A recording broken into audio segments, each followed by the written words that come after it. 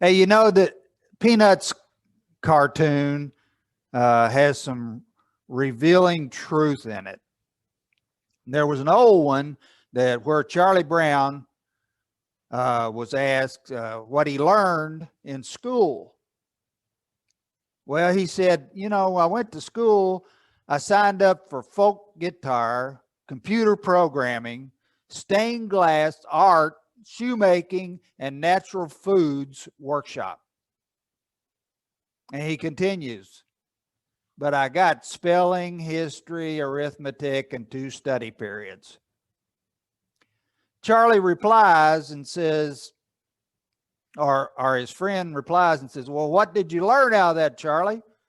And Charlie says, I learned that what you sign up for and what you get are 2 different things. The lesson could be applied to most things in life. Don't you agree? How often do your expectations and your experiences clash? How often do we sign up for one thing and receive something entirely different? You see, we're heading into the second half of 2021. How'd the first half go? Maybe it's a good time to check our expectations for this year and see if anything needs to be readjusted. Some of us probably had a good year so far. Some of us may have not. All of us have certain plans and expectations for how the rest of the year will go. Are you optimistic? Are you pessimistic about the next 5 months? A college professor professed, expectation is the mother of regret. Think about that for a minute.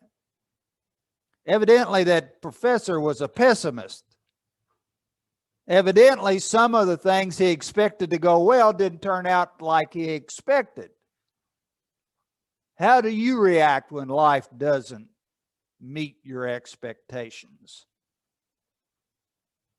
Remember the story of the man who had a nephew, and throughout the man's life, the nephew kept coming to him on every occasion and say, I hope you remember me in your will. So the man died. And time came. The lawyer got together with the family and they were reading the will. The lawyer came to the line which read like this. And to my nephew, Harvey, who has over and over again asked to be remembered in my will, I say, hello, Harvey. Expectation was the mother of regret for poor Harvey. People had their expectations when they came to Jesus. If we look in John 6:24, which we've been dealing with the last couple of weeks, the crowds had seen Jesus perform miracles. He'd healed the sick. Most recently fed 5,000 people with 2 loaves of bread and a few fish. We talked about that. So, in today's lesson, what did the people expect when they came to Jesus? Did they expect a magic show? Did they expect 24-hour buffet? Here is what they did not expect. They did not expect Jesus to confront them about their real motives for coming to him. Listen as he says, very truly I tell you, you are looking for me not because you saw the signs I performed, but because you ate the loaves and you were filled. Remember, John's gospel, miracles are reported as signs. Signs that Christ is who he says he is. That's the purpose of miracles. That was the real reason Jesus multiplied the fishes and the loaves. But the crowd only saw the fact that they were being fed. And Christ knew they would be back for more. Don't you hate it when someone makes you confront your true motives? Barbara Taylor is a nationally known Episcopal priest and author. She tells the story of a retreat she held one time in Carolina mountains. One evening, she asked the retreat members to answer this question: who in your life reminds you of Jesus? Well, immediately, it came out: Grandpa, Mom, my best friend. But one woman didn't jump in immediately. She was really giving the question some serious thought. Finally, she looked up and said, I had to think hard about that one. I kept thinking, who is it that told me the truth about myself so clearly that I felt like I could strangle him? Think about that for a minute. Apply it to your faith. Who is it that told you the truth about yourself so clearly that you felt like you could strangle him for doing it? If we listen, Jesus will tell us the truth about ourselves, and it might not be pretty.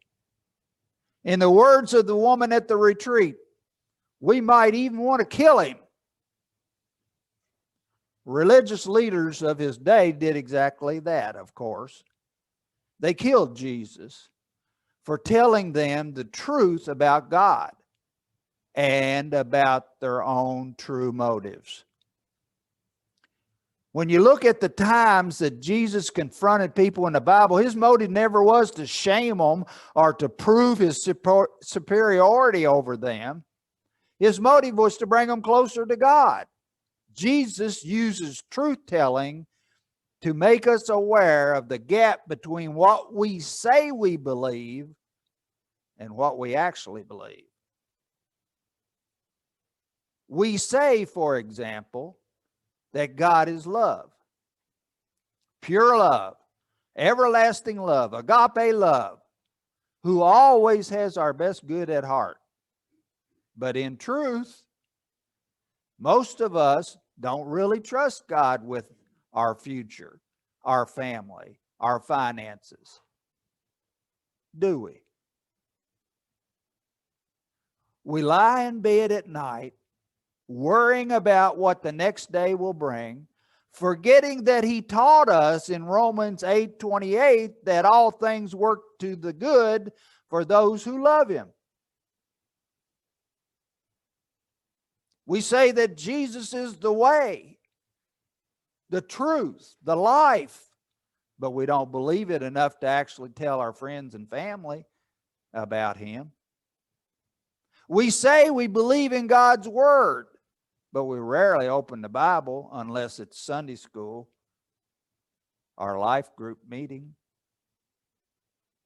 And the crowds that were following Jesus say, we'll believe, Rabbi. Just give us a sign. Put on the show. Feed us bread every day, like Moses fed the people of Israel with bread from heaven.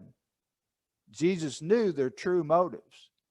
And he knew that they would never be satisfied if they didn't confront their own lack of truthfulness. Verse 35 in our scripture today reads like this: Then Jesus declared, I am the bread of life. Whoever comes to me will never hunger, and whoever believes in me will never thirst. Jesus is saying, I didn't come here to make you comfortable. If that's what you're looking for, just keep on walking. I came here to show you that I am the only one who can meet the deepest needs in your life, because I am life. Think about that. You may ask, what can I do with my life? But the real question, what will I do about Jesus? I am life, Jesus said. There seems to be a universal feeling in our society. Is this all there is? Somehow I expected more. Something seems to be missing. Something's missing, and in its place, we substitute all sorts of things. Remember when societal values and norms were in effect? You didn't do things because you knew that society would push back. You knew that the norms would be applied to your actions. But today, we're in a world of utopian Marxism that is playing the role of our values and our norms.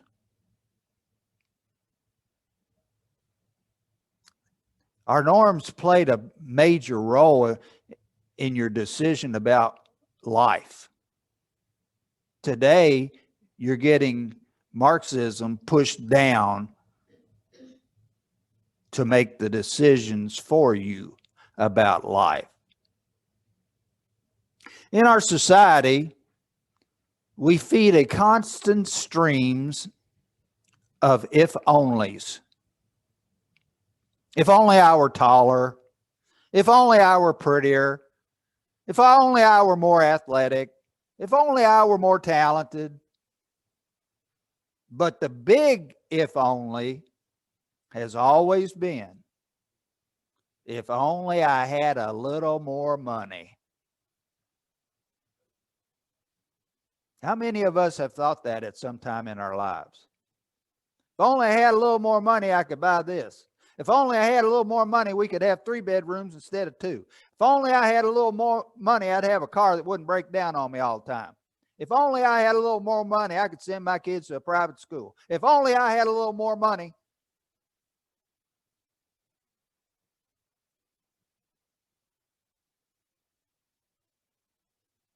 There was a fellow by the name of Steve Bing. He was 18 years old when he inherited $600 million from his grandfather, who was a successful real estate developer. With that inheritance, Bing dropped out of college and went to Hollywood. He became a movie producer. He invested money in a few successful films like Polar Express, but he also invested money in a lot of films that didn't make it. They flopped. Along the way, Steve became known as a party man. He gambled, drug use, spent time with prostitutes, and had many girlfriends. He was generous with his friends, but refused to help support children he fathered in his many indulgences. That is, until he lost paternity suits in court. Then he had to fork over funds that he should have felt responsible for all along. In spite of spending millions to throw parties and impress people, Steve's closest friends say that he had few people who really liked him. They just hung around because they wanted some of the money. They wanted something from him. But here's how this sad story ends.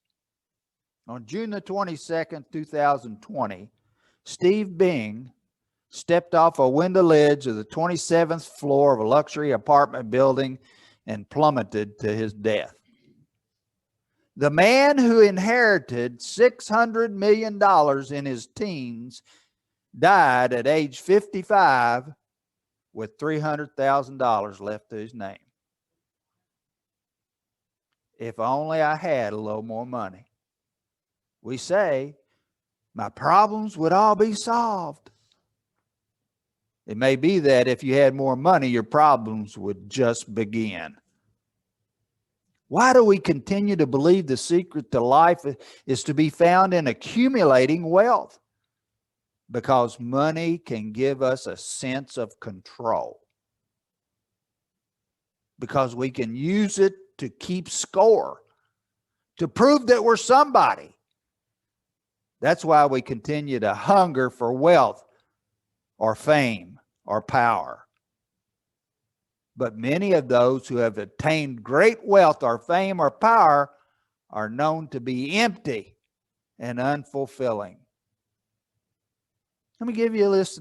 Let's go to the big dollars now. How about billions?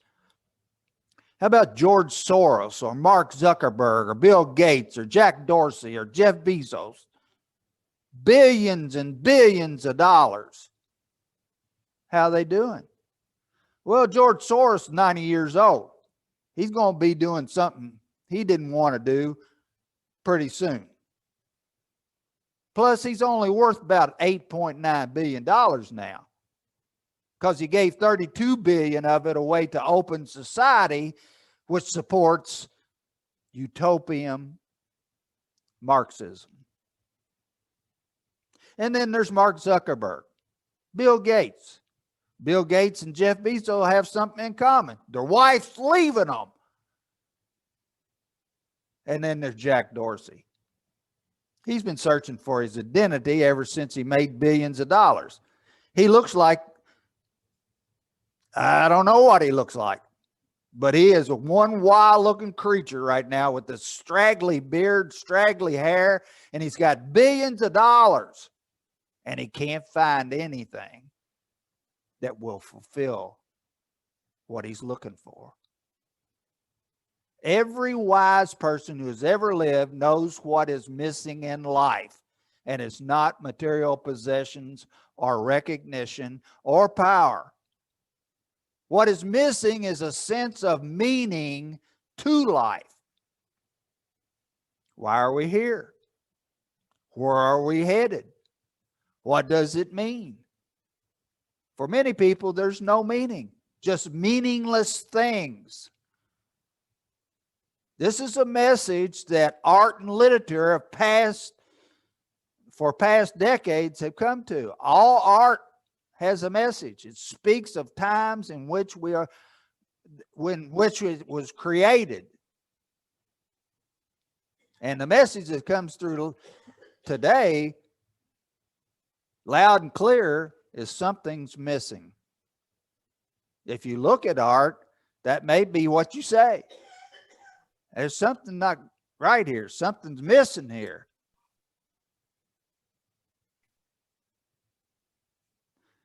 I read about a man who was trying to do something about that. Something's missing. Don't you sense that in our world today? Well, this guy did. What is missing is a sense of meaning, sense of purpose, something that is true and lasting. So he said, I'm going to do something about it. He wrote a book. It's called Good Ancestor. It's a book about how to think long-term in a short-term world. His name is Roman Kernarich. He's an Australian philosopher. And he encourages people to live more.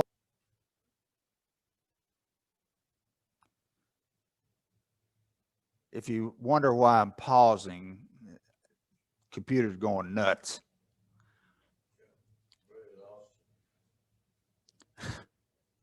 So what I'm trying to explain to you, and I want you to visualize, is what this guy's saying. He's saying there's a party going on. It's after your life is over. But he doesn't say it's in heaven, or he doesn't say, it's just the afterlife. And everybody that's there is you. In other words, think of it in these terms. Charlotte is at her afterlife party, and there's 20 Charlottes there. Well, okay, maybe you don't want to think about that. But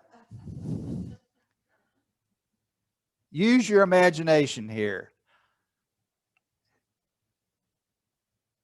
All the yous that are there could have been if you had made different choices. All the good and bad paths you could have gone down if you had changed one or two decisions. If you had chosen different friends.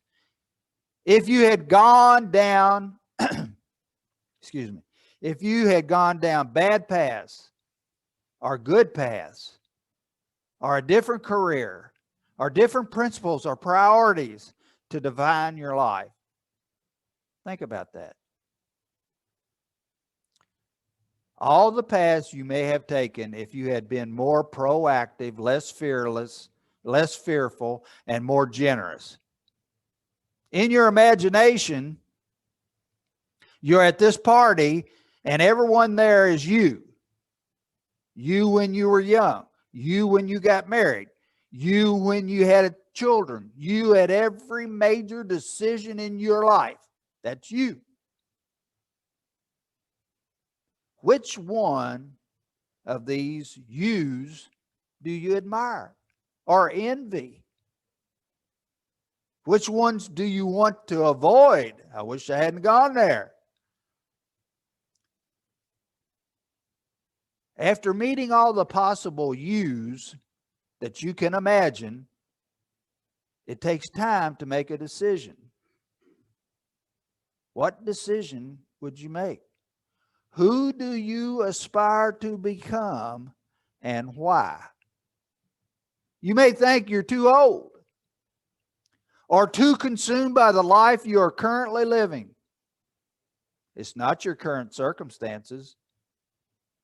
It's your expectations of what you could be or what you could have been. Take this visualization one step further. Visualize who you would be if you gave your life entirely to the purposes and priorities of God. If you found your identity in becoming the person God made you to be, who would you be if you put your whole trust in God and committed yourself to knowing God and aligned your life with God's will? Who would you be? Would you be any of those people that showed up at your afterlife party? Or would it be somebody else that you wish you could have been? A lot to imagine. Perhaps you go back to this visualization later today. Or perhaps you go back to it sometime next week. But think of all the decisions you've made in life and who you were at that point. Think of the times that if I'd went this way, it would have been like this. If I'd went this way, it would have been like this. I'm glad I didn't go that way because that could have really been bad. And then think, have I made that decision?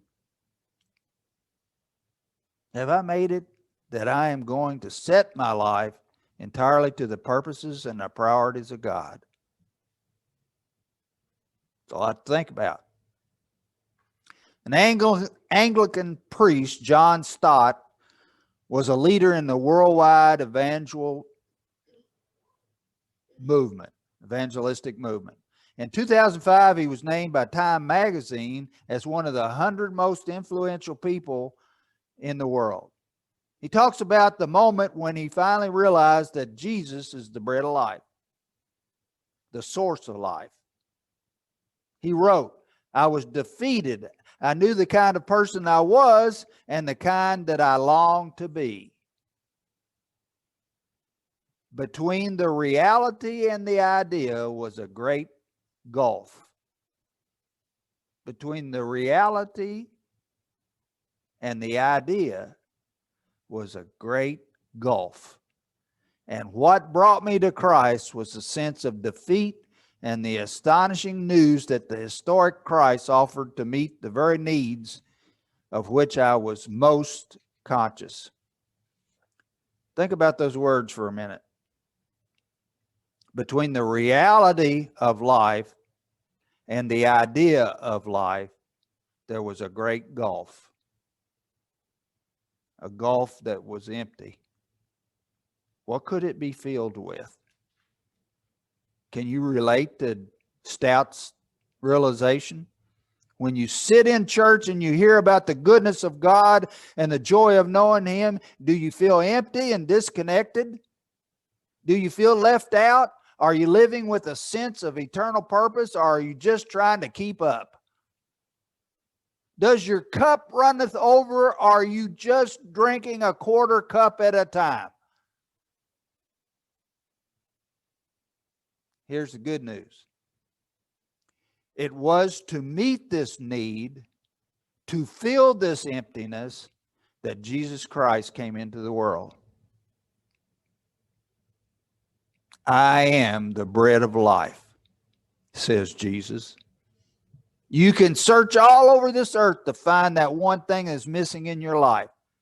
But until you feed on Him, you will never be satisfied. Pastor and author Frederick Buechner expressed this idea. He writes, part of the inner world of everyone is a sense of emptiness, unease, incompleteness, and I believe that is in itself is the Word of God. That this is the sound that God's voice makes in a world that has explained Him away. In such a world, I suspect that maybe God speaks to us most clearly when He is silent, when He is absent, so that we know Him best through missing Him in our lives. Do you hear what he's saying? Maybe our sense of emptiness is a gift to us. Maybe it's a sign that we are missing God, aching for God, needing God in our lives. And if that is the case, then God is more than happy to fill that sense of emptiness with power and peace and joy of His presence being with you. Sit down, be still, listen. That's what Jesus meant when He said, I am the bread of life. Whoever comes to me will never go hungry, and whoever believes in me will never be thirsty.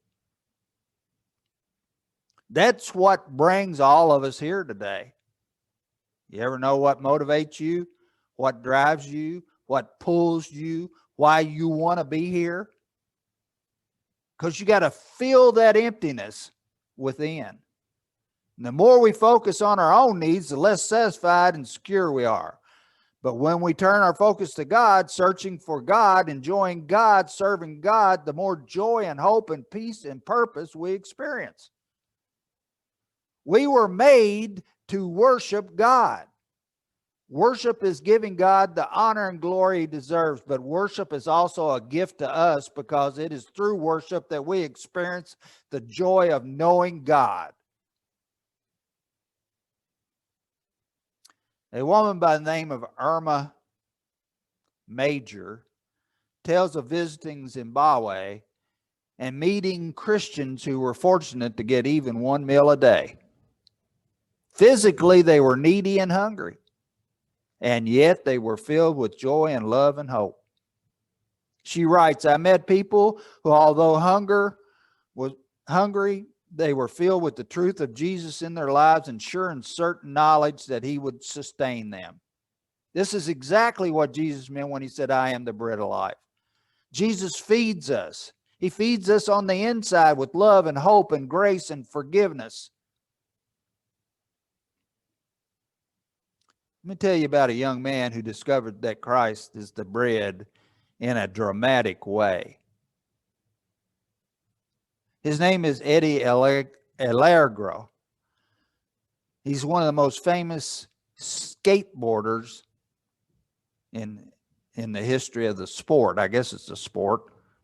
His nickname is El Gato, which means the cat, because he could perform amazing tricks on his skateboard and land on his feet. He even created a special skateboard trick that is named after him. By age 18, Eddie was two-time world skateboarding champion. But Eddie discovered that his achievements and awards and fame didn't bring him any satisfaction. He dropped out of the sport, became dependent on drugs and alcohol. And as he says, In the early 80s, I was on top. There was nowhere else to go. There was just some kind of emptiness. I thought maybe if I do drugs, Eddie said, I could feel that emptiness, but it didn't work out. He said at one point, I found myself on the street, not knowing why I was there. Eddie finally found some work at a fast food restaurant. One day he was chatting with a customer, and she began to tell him about the hope she had found in knowing Jesus Christ. She told Eddie, "You will never find fulfillment in skateboarding or drugs. You'll only find it in Jesus. He alone will give you the satisfying purpose in life." Eddie committed his life to Jesus that day. He began going to church and growing in faith. And today, he participates in skateboarding exhibitions, but he also pastors the Rock Church in Palm Springs, California. And the mission statement of his church is loving people to life. We search for that one thing that will satisfy. Maybe some status symbol or a title or achievement or a relationship will make us feel complete. But none of them can supply what our soul is really hungry for, bread from heaven. And that's the greatest need that we have. But we're too stupid to understand it. We put everything else in place of it. But the greatest need that we have is bread from heaven. And Christ is that bread. Jesus came into the world to love people to life. And you will only find your identity and purpose in your best life when you turn your life over to Jesus Christ. Are you just trying to maintain your quarter of a cup of life? Well, fill it up to running over with the power and peace and joy and presence of Jesus Christ. And you will never be hungry or thirsty, for your emptiness will be filled to running over with the true bread of life. Your expectations will never turn to regret. And all God's people said,